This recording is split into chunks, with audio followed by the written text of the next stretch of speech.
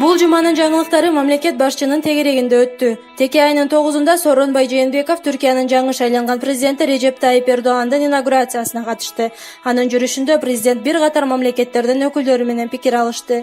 Манасчы Жусуп Мамайдын 100 жылдыгына карата филармониянын алдына айкели коюлат.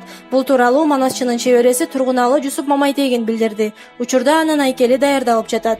УКМК коррупцияга каршы күрөшүү багытында ишмердүүлүгүнүн алкагында мамлекетке жалпы 109,2 миллион сом өлчөмүндөгү каражат кайтарды. Эске салсак, кулжа айынын 22-синде Каржы министрлиги бир түптүү депозитти кесип ачкан.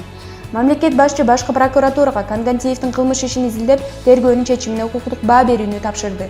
Тергөө кайра жанданып, УКМК башкы тергөө башкармалыгына маалыматтарды өткөрүп берди.